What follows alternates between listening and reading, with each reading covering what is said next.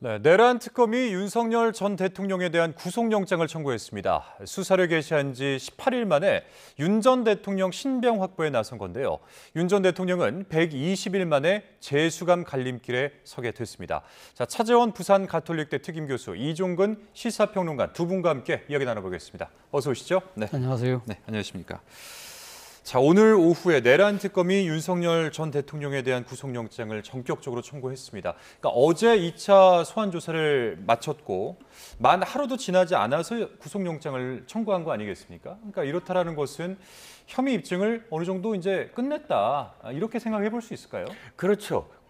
검찰이 특검이든 검찰이든 영장을 청구한다는 건 자신감이 없으면 안 됩니다. 이를테면 그것이 기각됐을 때 돌아올 수 있는 각종 어떤 비난이라든지 비판을 받을 수밖에 없거든요. 이미 특검은 한번 체포영장이 기각된 적이 있습니다. 예. 그렇기 때문에 이번엔 구속영장 더 엄하지 않습니까? 구속영장을 청구함에 있어서 한치의 어떤 그런 그 오차, 소명이 안 됐다든지 이런 어떤 이유로 기각되지 않게끔 그런 자신감이 없다면 못했을 겁니다. 더군다나 이번에 보면 극히 시간이 짧았어요. 1차에서는 5시간밖에 안 됐고 예. 2차에서도 8시간 반밖에 안 됐습니다. 그러면 보통은 한두 차례 더 부를 것이다 라고 생각을 했거든요. 특검은 지금 이 시작한 지 얼마 되지도 않았어요. 하지만 그럼에도 불구하고 충분한 어떤 증언들, 그리고 또 국수본, 경찰의 국수본에 지금까지 해왔던 어떤 수사 이런 것들을 종합적으로 지금 자신감 있게 구속영장을 청구하고 정해진 기간 내에 추가 기소를 하겠다라는 그런 의욕을 보이는 것으로 보면 충분하다, 소명이 된다라고 판단하는 것 같습니다. 네, 뭐 자신감이 없으면은 안 하는데 이렇게 굉장히 이른 시간 안에 이제 영장을 청구한 거란 말이죠. 그러면 이 내용들 한번 보게 되면은 대표적으로 한 3개의 혐의로 압축이 되는 것 같습니다. 직권남용, 허위 공문서 작성, 그리고 특수공무집행방해 이렇게 3가지 정도로 정리해 볼 수가 있는데 구체적인 혐의 사실은 공개가 되지 않아서 세부 내용은 저희가 이제 유출을 해봐야겠습니다만은 구체적으로 어떤 혐의들이 있을까요? 3가지에 대해서는. 일단 직권남용 그 권리 행사 방해와 관련해서는요. 12월 3일 비상계엄 당일날 국무회의 소집 과정에 있어서의 국무위원들의 심의권을 박탈한 부분이 있다는 것이죠. 그러니까 이런 중요한 사안에 대해서는 국무위원 모두에게 통보를 해서 예. 이 지금 다 국무회의 참석을 하게 해서 심의 의결을 해야 되는데 일종의 의결 정족수만 채우기 위해서 그러니까 특정 몇몇 사람들한테 아예 통보를 하지 않았다. 이러한 것이 국무위원의 심의권을 그러니까 이제 박탈하는 그런 일종의 뭐랄까요, 직권남용에 의한 권리 행사 방해를 했다는 것이고요.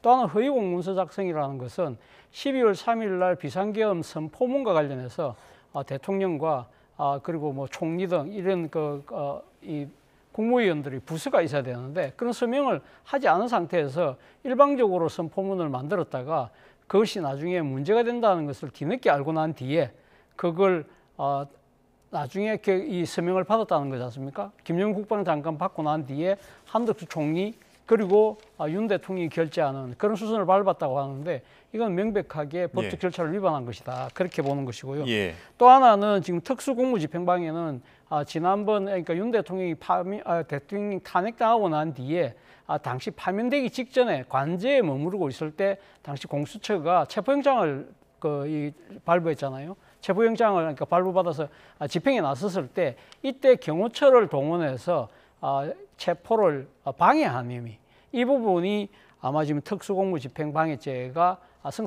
혐의가 성사된 것으로 일단 특검은 보고 있는 것 같습니다. 예. 근데 또 하나 관심을 모았던 것이 이제 외환죄 이 혐의 포함 여부인데 2차 그 출석 요구서에는 외환 유치 혐의가 이제 명시가 되어 있지 않았습니까? 그래서 이 부분이 포함이 될지 이 부분이 관심이 좀 모아졌는데 일각에서는 그래도 이 부분은 좀 힘들지 않을까라는 관측은 있었습니다. 그런데 구속영장에서는 최종적으로는 지금은 빠진 상황이란 말이죠. 그러면 이제 아까 우리 평론가님 말씀처럼 자신 없으면 영장 청구 안 한다. 이제 이 말에 입각해서 본다면 자신이 없었던 걸까요? 일단 2가지 측면으로 봐야 될 것 같아요. 특검이 체포영장을 청구할 때는 외환죄가 있었어요. 예. 그런데 이번에 구속영장은 없단 말이죠. 예. 그렇다면 아까도 제가 말씀드렸지만 철저하게 소명이 된 것 위주로 가자. 만약에 집어넣었을 때 외환죄는 아니다라는 어떤 그런 판단이 판사에게 있을 때 전체적으로 영향을 미칠 수 있지 않을까.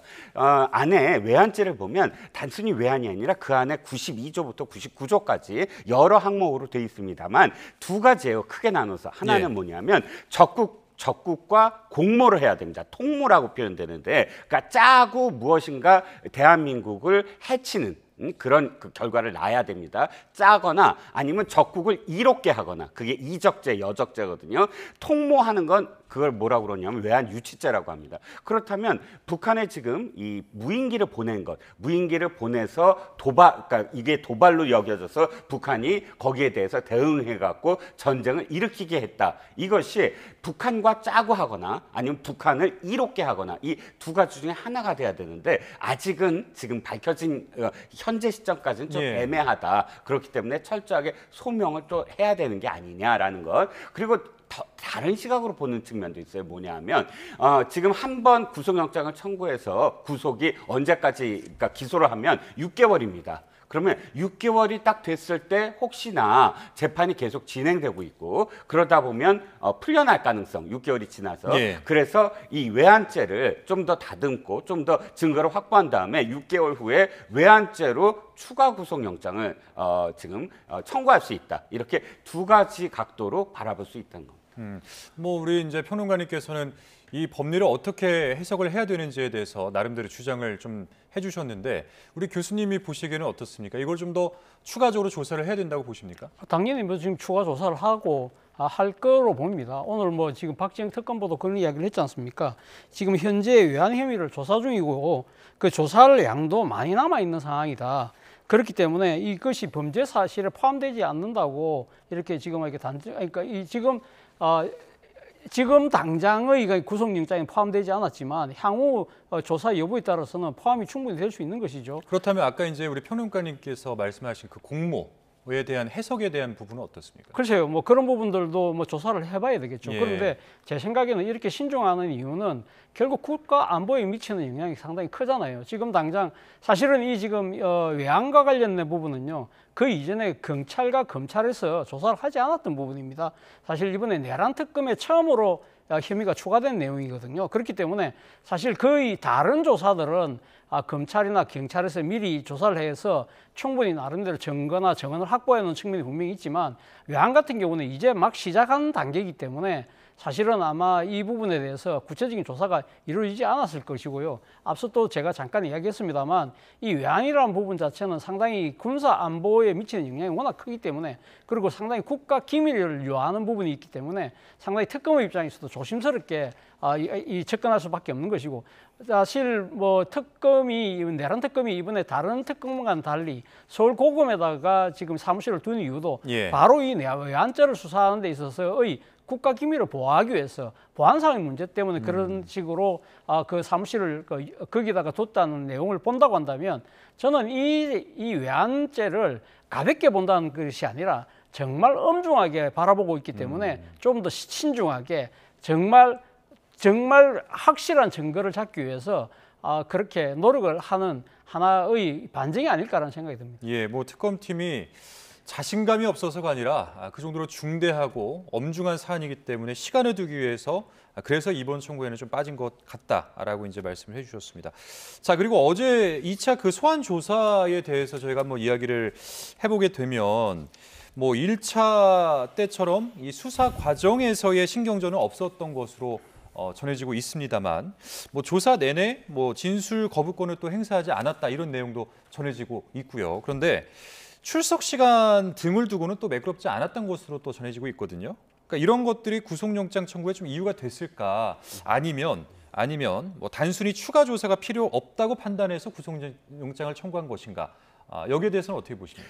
구속영장 청구는 윤 전 대통령 측이 협조를 한다고 하더라도 지금처럼 뭐 시간이라든지 이런 것으로서 서로 공방을 벌이지 않고 적극적으로 협조를 하더라도 저는 특검은 이른 시간 내에 구속영장을 청구하리라고 봅니다. 청구했을 거라고 봅니다. 첫 번째 이유는 국민 감정 때문이었다고 생각을 해요. 왜냐하면 이번 개헌과 관련돼서 물론 6개월이 지나서 보석이나 혹은 이제 풀려난 일부 사람들도 있지만 그럼에도 불구하고 형평이 안 맞는다. 내란 수괴죄를 지금 적용받아야 되는 대통령 구속 취소로 자신이 만날 수 있는 사람 다 만나고 있는데 예. 실질적으로 국방장관이라든지 또는 그 국방장관의 영에 따라서 자신의 어떤 부대를 이동시켰던 사령관들은 그대로 지금 그 구속돼 있었던 어떤 상황 아니었습니까? 그러니까 국민들의 어떤 법 감정으로 비추어 봤을 때 이걸 재구속해야 된다라는 특검의 어떤 부채의식, 뭐 책임감 이런 것도 분명히 있을 테고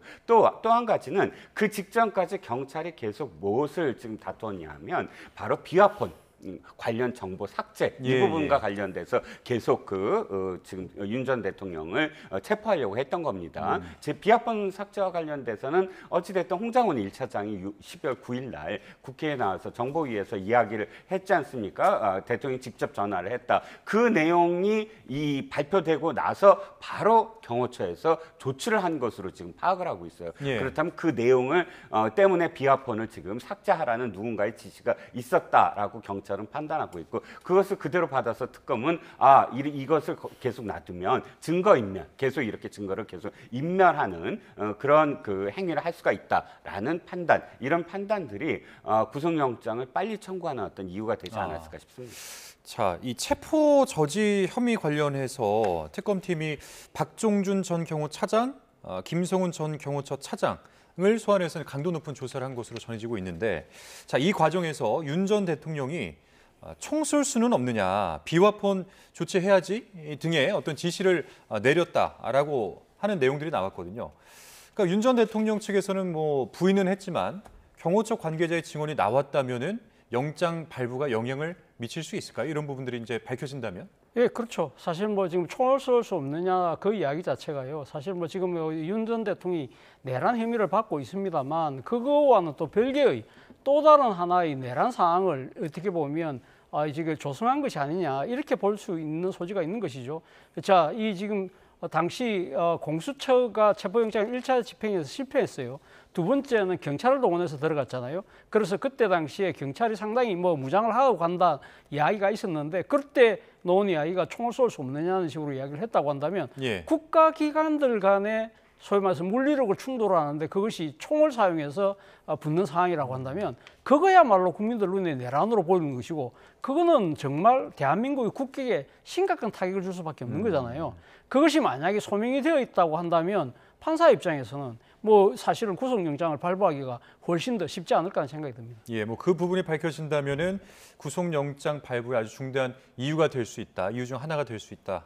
이렇게 말씀해 주셨습니다.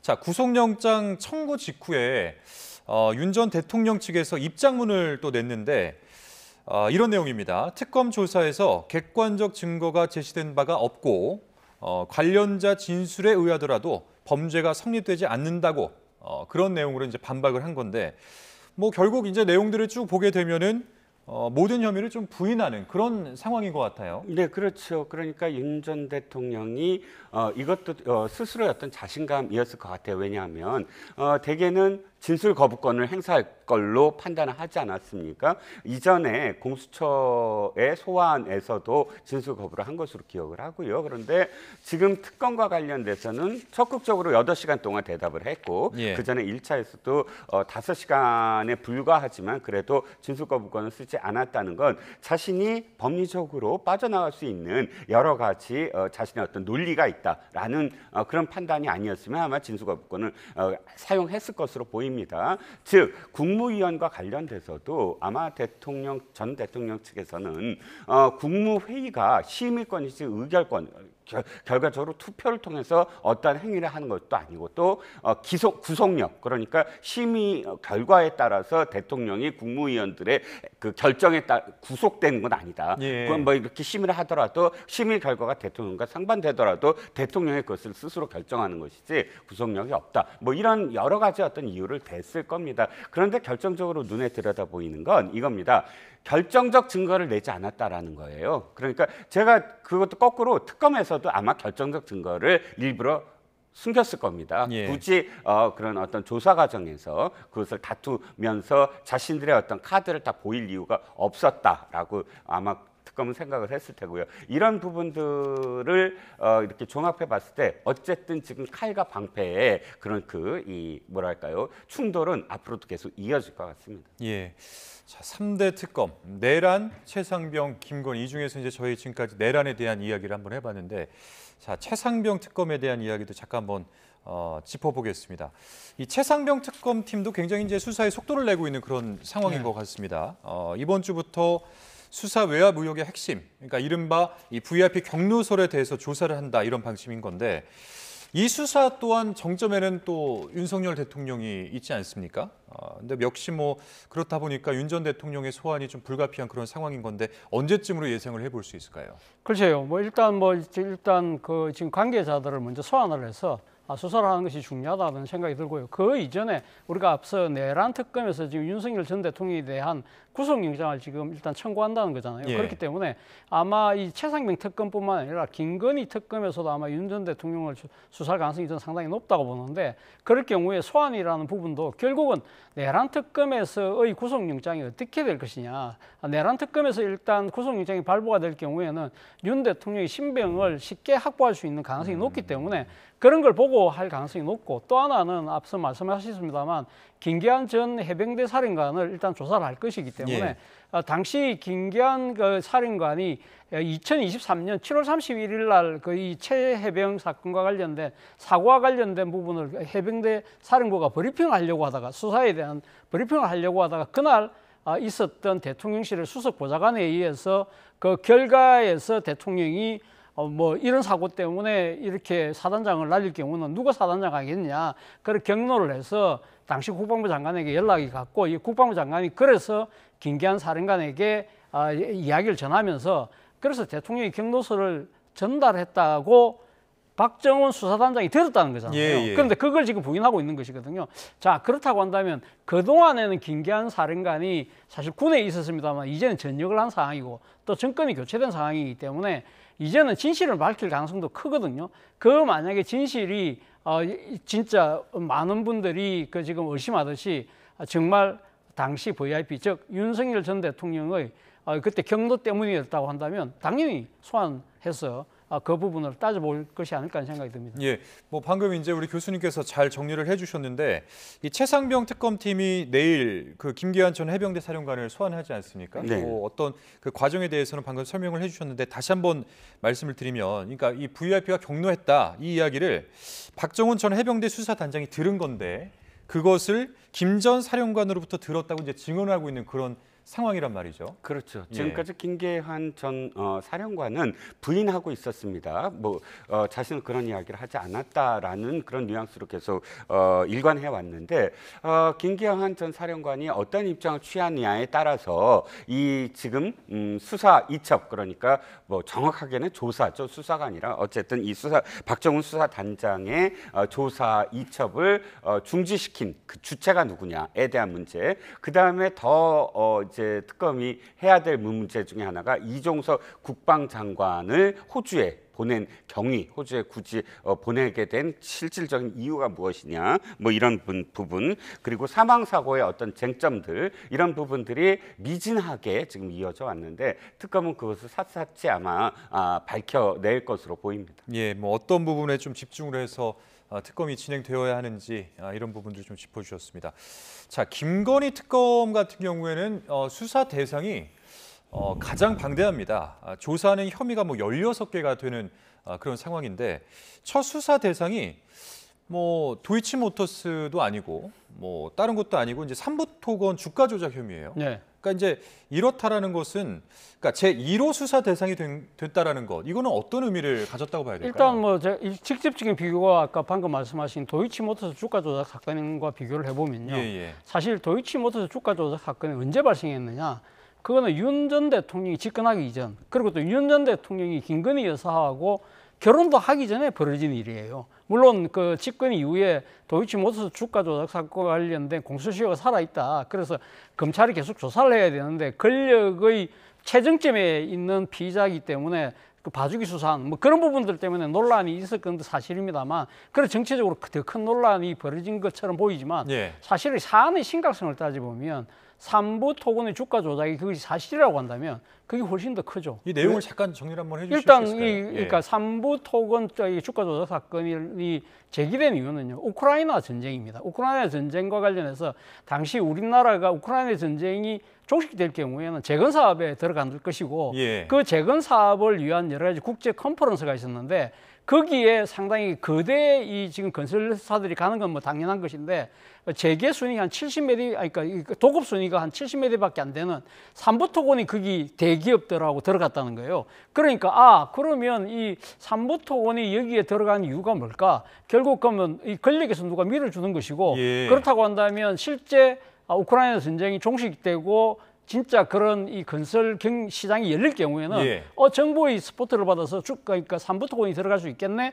그러니까 그런 소문들이 확 돌면서 당시 한 주당 한 1,000 정도 하던 것이 순간적으로 5,500원까지 다 5.5배까지 올라가서, 그런데 그 이후에 작전 세력들은 팔고 놓아서 예. 시세 차익을 챙겼다는 것이죠. 예. 만약 이것이 사실이라고 한다면 그것이, 그리고 또 당시 대통령과 대통령 부인의 뭔가 영향력에 의해서 삼부토건이 대상이 되었고, 그래서 이 시세 차익을 얻는 세력들이 상당한 이익을 얻었다고 한다면 이거는 정말 이 권력 비리고요. 또 더 나아가서는 자본시장의 질서를 완전히 흐트리는 것이기 때문에 도이치모터스 주가 조작 사건하고는 완전히 차원이 다른 사건이 되는 것이죠. 그러니까 뭐 비교적 언론 보도를 통해서 많이 알려져 있었던 이 도이치모터스보다도 더 큰 파장을 일으킬 수 있는 혐의 사건이 이제 삼부토건 관련인 것이다라고 이제 정리를 해주신 건데, 특검 조사의 중심이 김건희 여사에 대한 조사이기 때문에 김건희 여사가 과연 언제 정도의 조사를 받게 될 것인가, 이제 이 부분도 이제 관심을 모으고 있는데 어떻게 보세요?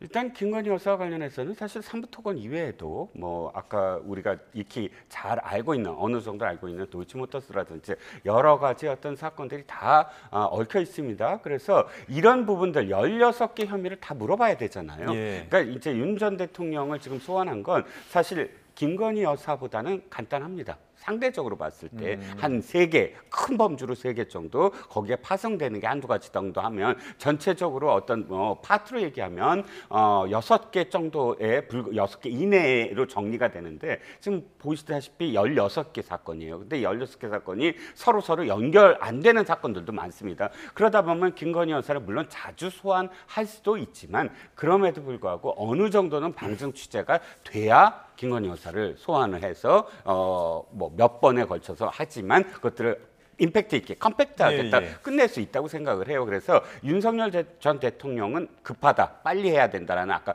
법 감정 같은 것도 말씀을 드렸지만, 김건희 여사도 빨리 해야 되지만 그럼에도 불구하고 소환을 한다는 건 바로 뭐랄까요, 구속영장을 청구할 수도 있고, 그럼 기소를 해야 되고, 이런 것들을 다 생각을 한다면 아주 급하진 않다. 그래도 어느 정도는 뭐 예를 들어서 지금 얘기되고 있는 삼부토건만 해도 사실 정황만 지금 언론에 보도되고 있는 것이지, 예. 결정적인 어떤 고리 이건 없거든요. 그러니까 이정호 블랙펄 인베스트먼트의 그 이사의 뭐랄까요, 해병대 출신들의 단톡방에서 3부 내일 체크하고 요 기절 하나로 지금 전체적으로 엮여지는 어떤 상황이기 때문에 저는 아주 빠른 시기 내는 아닐 거다. 이 김건희 특검은 충분히 어느 정도는 수사를 한 다음에 김건희 여사를 소환할 가능성도 있다는 거죠. 그럼 이제 천천히 어떤 소환을 해서 조사를 할 때 그 당시에 뭐 윤석열 전 대통령이 보여줬던 어떤 그런 특검과의 신경전 뭐 이런 것들도 같이 좀 불거질 여지가 좀 있을까요? 왜냐하면은 그 김건희 여사 같은 경우에는 뭐 우울증으로 병원 입원까지 했던 상황 아니겠습니까? 네, 그런데 윤 전 대통령이 이미 예를 들어서 김건희 여사가 지금 이 소환되기 전에 이 구속영장이 결정이 된다거나 했을 때는 이미 윤 전 대통령의 기준이 될 겁니다. 뭐 사실 윤 전 대통령이 뭐 조금씩 그런 어떤 공방은 벌어졌어도 다 응한 셈이고, 거기에 대해서 구속영장이 만약 발부된다면 그런 과정인데, 여기에 김건희 여사가 똑같이 이 윤 전 대통령처럼 시간 시간을 다시 조정해달라, 날짜를 조정해달라, 내가 아프니까 못 가겠다 이렇게 해버리면 여론이 굉장히 나빠지거든요. 그러면 윤 전 대통령이 왜 마지막에 응하겠습니까? 어차피 이게 여론이 나빠지면 체포영장이 또다시 발부될 수도 있고 여러 가지 그 상황들을 고려할 텐데 김건희 여사도 저는 그렇게까지 뭐 공방을 벌이거나 하지는 않을 것으로 보입니다. 예, 뭐 특검의 어떤 소환 요구에 뭐 응할 것이다. 뭐 네, 한두 차례 자연스럽게. 어떤 예. 요구는 하겠지만 예, 그 요구는 절충, 협의를 위한 것이지 예, 예. 거기에 대해서 난 못 가겠다, 뭐 10시에 꼭 가겠다, 뭐 꼭 비공개로 하겠다 이렇게 요구하지는 않을 알겠습니다. 것 같아요. 자, 세계 특검 지금 이제 수사 속도에 뭔가 속도가 붙고 있는 수사 상황에 속도가 붙고 있는 그런 상황인데 계속해서 이제 어떻게 진행이 될지 계속 지켜보는 것으로 하고 그리고 오늘 김민석 국무총리 임명 이후 첫 고위 당정협의회가 열렸습니다. 정부와 대통령실 참모진과의 상견례 형식의 자리지만은 현안 관련 논의도 이루어졌다고 하는데요. 화면으로 준비가 되어 있습니다. 만나보시죠. 대통령실을 포함한 당정은 한 몸입니다. 당원 주권, 국민 주권의 철학을 공유하고 내란 극복, 경제 회복 성장의 비전을 공유하는 운명 공동체입니다. 당장 오늘 추경과 민생 지원 효과를 신속히 극대화하는 방안, 폭염 등 여름 재난의 철저 대비부터 논의할 것입니다. 네, 김민석 국무총리가 본격적인 행보를 시작한 모습입니다. 그러니까 민생 경제 안정을 위해서는 이 추경안의 빠른 집행이 필요하다라는 것이 이제 당정의 입장인 것 같은데 이 추경안의 속도에 대해서 어떻게 생각을 하고 계십니까? 뭐 저는 뭐 상당히 잘하고 있지 않나 하는 생각이 듭니다. 사실 뭐 지난 대선 때도 당시 모든 후보들이 자신이 집권하고 나면 대규모 추경을 하겠다는 이야기를 유력 후보들이 다 했던 것이고요. 그런데 문제는 추경을 지금 하는 상황이 이제 국회 통과를 됐습니다만 이것이 상당히 큰 규모잖아요. 그런데 이것이 빨리 집행이 돼야 되야만 추경의 목적을 달성할 수 있다는 것이죠. 왜 우리가 추경을 하느냐? 지금 너무 이 침체되어 있는 경기를 부양하는 마중물 역할을 하려겠다는 것이고 그리고 특히 그 중에서도 아주 어려운 골목상권을 되살리겠다는 그런 의지가 담겨 있는 거잖아요. 예. 그렇기 때문에 사실 뭐 12조가 넘는 전 국민을 대상으로 한 소비 쿠폰을 발행을 하는데 이것도 1차, 2차 나눠서 하고 또 2차 같은 경우는 또 90%만 주기 때문에 대상자를 선정하는 것도 그렇게 농독한 작업이 아니에요. 그렇기 때문에 이런 부분들이 사실 빨리 집행돼야만 사실 이 대규모 추경을 하는데 우리 재정에 상당한 부담이 감에도 불구하고 예. 이걸 하는 효과가 발생할 수 있다는 것이죠. 그렇기 때문에 사실 어제 토요일이었음에도 불구하고 대통령이 직접 국무회의를 열어서 예. 바로 심의 의결을 해서 집행의 속도를 내고 있는데 오늘은 당정이 첫 상견례이긴 하지만 그거보다도 더 중요한 것은 일을 하는 것이 중요한 거잖아요. 그렇기 때문에 오늘 김민석 총리가 아주 속도감 있게 집행을 강조한 것이 아닐까라는 생각이 듭니다. 네, 뭐 같은 질문 한번 우리 평론가님께도 드려보겠습니다. 추경안의 이 속도전에 대해서 어떻게 평가하십니까? 그거야 어떤 이견이 있을 수 있을까요? 추가 경정 예산이라는 건 국가적 재난이라든지 또는 지금같이 경제적으로 급격하게 어려워졌을 때에 기존의 어떤 예산 이외에 빨리 지금 국회에서 통과시켜서 추가로 예산을 확보해서 집행을 하는 뭐 재난에 준하는 그런 국가 비상사태에 쓰이는 겁니다. 그러니까 빨리 하는 것은 이견이 있을 수는 없고요. 또 한 가지는 아마 왜 일요일 날까지 이렇게 당정 협의를 해야 되느냐 뭐를 생각을 해보면 사실 지금 어정쩡한 상태잖아요. 아직도. 그러니까 장관 임명을 전혀 못하는 어떤 상황 속에서 여름이 닥치고 여러 가지 어떤 전력 수급 상황도 이제 체크가 돼야 됩니다. 예. 아마 장관 후보자들 다 하려면 앞으로도 한 2개월 이상은 될 거예요. 장관들이 많으니까. 그러면 그런 어떤 상황들 속에서 어쨌든 전임 정부가 임명했던 그 장관들이나 혹은 이 상황들이 되게 어정쩡하고 지금 어떤 흐름이 끊길 수도 있어요. 그러니까 아마 총리가 그걸 다잡겠다라는 어떤 의미도 있어 보입니다. 어쨌든 일을 하겠다고 일요일 날도 저렇게 모이는데 그것을 탓할 수는 없는 거죠. 예, 두 분 다 이제 속도전에 대해서는 좀 긍정적인 답변을 해주셨는데, 자, 당정이 이렇게 추경안 집행에 속도를 내는 가운데 야당의 반발은 이어지고 있습니다. 자, 오늘 이와 관련한 야당의 입장도 내놨는데 화면으로 준비가 되어 있습니다. 함께 보시죠. 이재명 정부가 전국민 현금 살포 재원 마련을 위해 국방 예산 905억 원을 잘라냈습니다. 국가안보는 정권의 섬심성 예산을 충당하는 ATM기가 아닙니다. 국민의힘은 안보를 희생양 삼는 무책임한 추경 편성과 이를 은폐한 민주당의 행태를 강력히 규탄하며 단호히 맞서겠습니다. 네, 뭐 선심성 예산을 충당하기 위해서 안보를 포기했다, 뭐 이런 지적인 건데 어떻게 들으셨습니까? 일단 뭐 지금 이번 추경을 통해서 국방 예산이 905억 원이 감액된 것은 분명히 맞습니다만 그것이 그러면 지금 정권 차원의 특활비를 그러니까 일종의 뭐랄까 확보하기 위한 재원을 마련하기 위해서 국가 안보를 포기했다는 식의 논리잖아요. 이건 정말 국민을 속이는 저는 그런 논리라는 생각이 듭니다. 사실 이 지금 905억이라는 감액의 상당 부분을 차지하고 있는 것이 예를 들면 GOP, 비무장지대 우리 군사 소수잖아요. 과학과 경계 시스템 개량인데 여기에 지금 300억이 들어 있습니다. 근데 이것이 삭감된 이유는 아마 제가 정확한 내용은 모르겠습니다만 이 내용을 보니까 아마 지금 우리 군인들이 쓰는 이 지금 경계 근무를 약간은 뭐랄까요, 뭐 센서나 뭐 이 첨단 무슨 기기들을 동원해서 저거 침투를 아마 이렇게 감시하는 그런 책인 것 같아요. 근데 이것이 지금 예산은 마련해 놨는데 시험을 해보니까 이게 제대로 작동이 안 되더라. 그렇기 때문에 올해는 쓸 수 없다. 그래서 예를 들면 그 300억이 삭감이 되는 그런 형식이고, 또 하나는 지금 차세대 헬기라고 해서 지금 아파치 헬기, 공격형 헬기를 우리가 2차 이 도입 사업을 지금 추진하고 있는데 이번에 우크라이나 전쟁에서 봤듯이 헬기들이 드론에 꼼짝을 못 하더라. 그리고 특히 드론 하나 만드는 데는 돈 몇백만 원인데 이 헬기에는 몇백억이 들어가는데 이 가성비가 안 되기 때문에 과연 이 사업을 해야 되느냐 말아야 되느냐. 그래서 초도 예산으로 잡혔던 예산을 이번에 또 감액을 한 거예요. 이런 식으로 상황이 바뀌어서 이렇게 불가피하게 국방비 예산을 그러니까 이 감액을 한 부분을 가지고 물론 저는 이 정권 차원에서 이 특활비 부활을 저는 그렇게 찬성하지는 않습니다만 그것 때문에 모든 국방비를 삭감한 것처럼 몰아가는 이야기는 저는 좀 지나친 것이 아닐까라는 생각이 듭니다. 뭐 특활비 내용을 먼저 말씀을 해주셨으니까요. 이제 이어서 좀 질문을 드리면 예산을 정치적 도구로 전략시켰다 이런 비판 아니겠습니까? 여기에 대해서는 어떤 입장이신지 한번 일단 특활비 문제는 민주당이 할 말이 없어요. 당연히. 왜냐하면 지난번에 11월 달에 이것을 삭감하면서 이재명 당시 대표가 이렇게 얘기했습니다. 아니 특활비가 없어서 살림을 못한다? 이건 황당하다.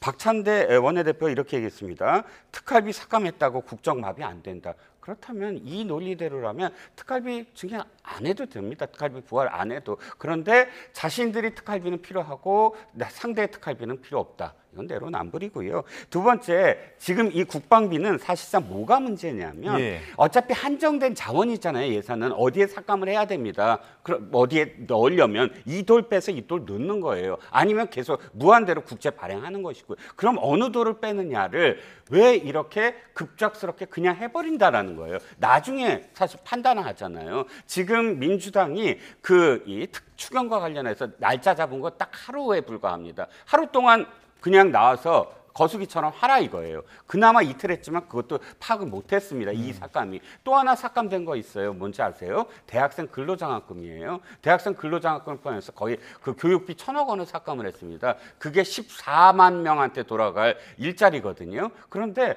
그런 부분들 물론 불효불급한 게 뺀다거나 어디에 넣는다거나 하는 것들은 사실은 야당과 협의를 하면서 국민들이 알게 해야 된다는 겁니다. 만약에 이런 부분들이 아니 그렇다면 지난 11월 상황에 비춰봐서 그렇게 급격하게 달라졌느냐? 아니거든요. 불용 예산이라고 판단하려면 11월 달에도 사실은 판단할 수 있는 부분이었어요. 그러니까 이것은 그 하나의 사안이 아니라 충분히 어찌됐든 아무리 추경이 급하더라도 어느 예산이 어떻게 빠지는가에 대한 국민의 설득이 필요하다는 부분이에요. 야당을 도외시해서 그냥 우리가 지금 108명밖에 없는 야당이니까 하루만 시간 주고 알아서 판단해. 이런 식으로 앞으로 독주를 하면 안 된다라는 게 사실은 이 사안의 핵심이라는 겁니다. 예산에 대한 삭감 그리고 부활 이런 부분에 대한 야권의 비판과 지적 해석에 대해서 이제 잘 정리를 해주셨는데, 자, 아마 이제 마지막 질문이 될 것 같습니다. 우리 교수님께 한번 드려보겠습니다. 내일부터 이제 7월 임시국회가 시작이 되지 않습니까? 7월 임시국회에서는 이제 장관 인사청문회로 충돌이 지금 현재 예상이 되고 있는 그런 상황인 건데, 이 청문 전국 어떻게 전망하십니까? 마지막으로 여쭤보겠습니다. 일단 뭐 야당의 입장에서는 상당히 이번 지난 김민석 총리 인사청문회가 솔직히 좀 맹탕으로 진행됐기 때문에 이번 장관 후보자들의 각종 또 의혹이 쏟아지고 있잖아요. 그렇기 예. 때문에 제대로 된 검증을 하겠다는 입장을 분명히 갖고 있는 것 같고요. 반면에 민주당 입장에서는 일종의 국정 발목 잡기식의 일종의 억지 주장을 하고 있다는 그런 식의 지금 주장을 내놓고 있는데요.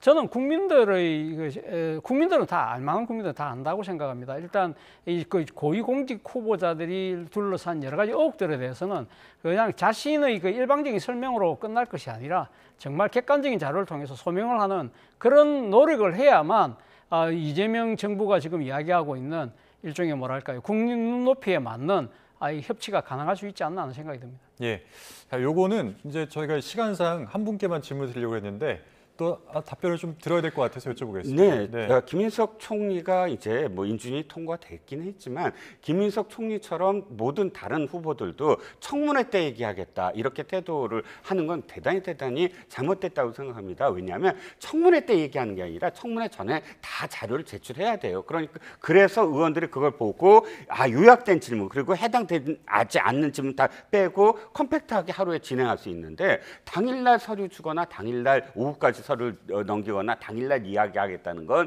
그 사전에 검증받지 않겠다는 태도거든요. 차제에 이런 식의 어떤 청문회, 그러니까 강제성이 없는 자료 제출 요구는 사실 바꿔야 된다고 저는 생각을 합니다. 알겠습니다. 여기까지 듣도록 하겠습니다. 한 주간의 전국 이슈, 차재원 부산가톨릭대 특임교수, 이종근 시사평론가와 함께 이야기 나눴습니다. 오늘 말씀 고맙습니다.